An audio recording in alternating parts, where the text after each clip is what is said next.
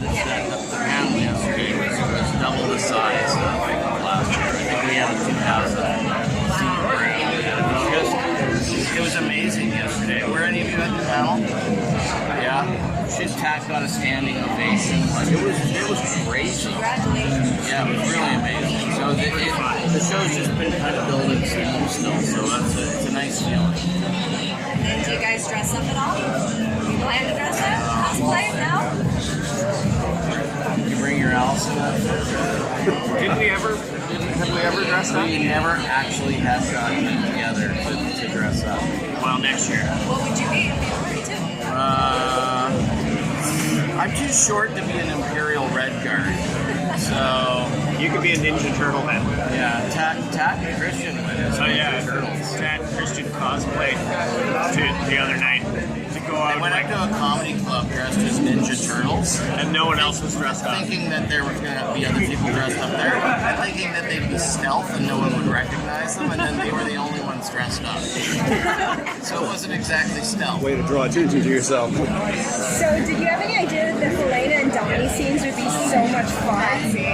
I love those. We kind of thought it would be a good pairing, but when we saw how good it was, that's when we went for it. I think we assumed that was going to be. It's going to be great. I mean, at the beginning when we were planning season 3, we wanted to bring Helena back from the nasty prison camp and be nice to her for a little bit, right? So put her and kind of normalize Helena. So it was kind of, and what better than drop her in the suburbs with Allison and Donnie, and Christian and Tad are such good friends, and we kind of went, it's time for Donnie to meet a new clone and spend time with another clone. Other than because Christian does all his scenes with Allison, with Tad playing Allison, so it was just a good opportunity for those two to create, make a new relationship, and I think it worked out well.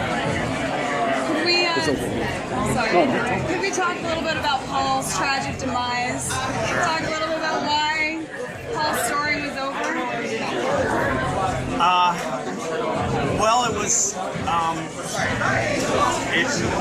it felt like we worked really hard to, Paul was a very contentious character in the first couple seasons. A lot of people really didn't like him. I mean, in that TV kind of way, like, I hate Paul. So bringing him back around was always our plan. To slowly have people going, well, I don't really hate Paul anymore. He's kind of like doing things to help the sisters, etc. And then, we basically just promised Dylan that if he was ever going to die, he'd go out like a champ. He certainly did. That was pretty epic, heroic death. I think it was important to kind of build that character in a way that by the time it was ready, by the time he was gonna cash out, that we understood his motivations for what he'd been doing for the last few seasons. Because it was a lot of this, like, is he a good guy? Is he a bad guy? Is he helping us? Is he not helping us? And so I think that at least there we knew that we needed a bunch of answers before Yeah, Mom. Can you talk about Crystal? Because she is so much fun. I didn't expect to love her as much as I did. Will she be there next season? We love us a little Crystal. I'd love to explore her a little more. Yeah, it's safe to say. It's interesting because Crystal sort of started. I think at the beginning of season 3, it was one of those things. A lot of our planning is already planned, and then there's a lot of things that we find as we build. But Crystal showed up in episode 1. Graham wrote this thing where we see a security camera and we see a girl getting on the elevator car with Rudy, and they're kissing, and you just go, what the? Right?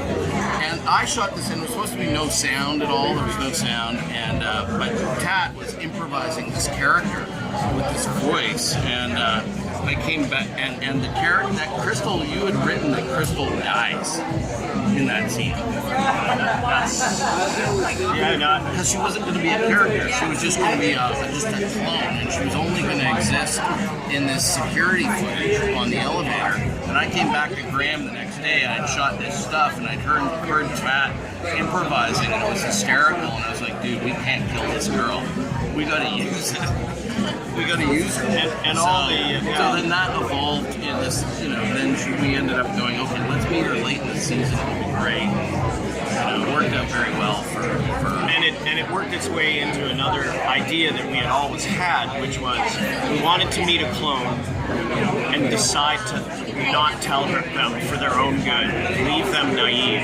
It's, after everything Sarah's been through, to have her just go to tell Felix, like, whatever you do, don't tell her, because she doesn't want this shit.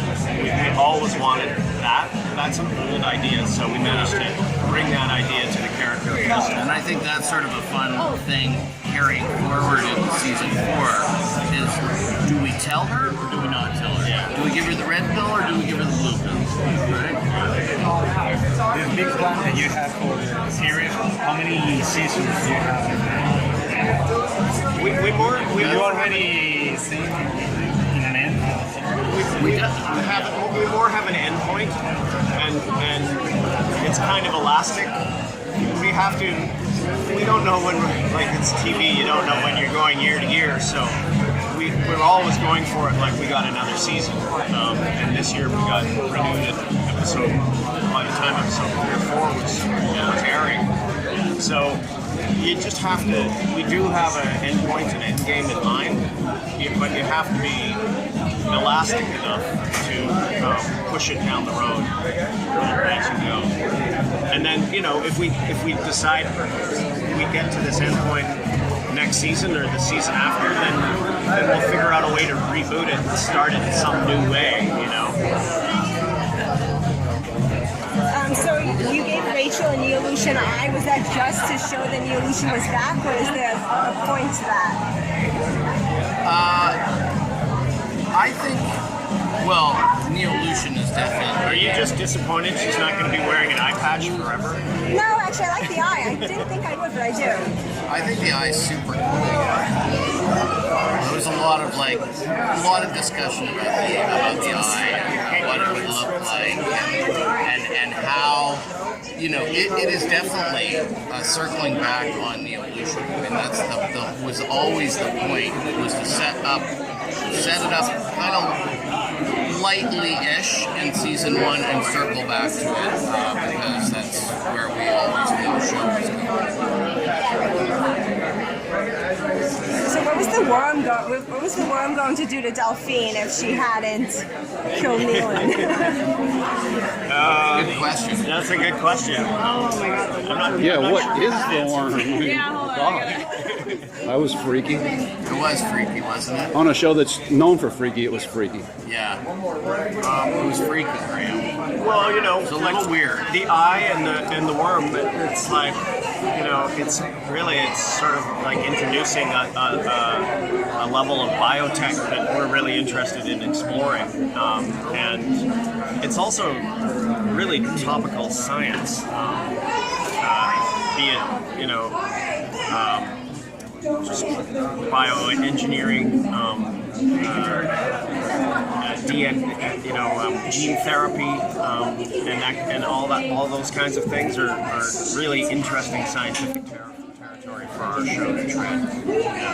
Even though it was weird, I think there's, we like to kind of show the sort of weirder angle to it, but then kind of play it into a kind of a more, have it have purpose and have it be grounded more or less in science. In the end, obviously, more or less. It's fun to kind of play with the reality a bit, but it's certainly someplace that we need to explain it in season 4.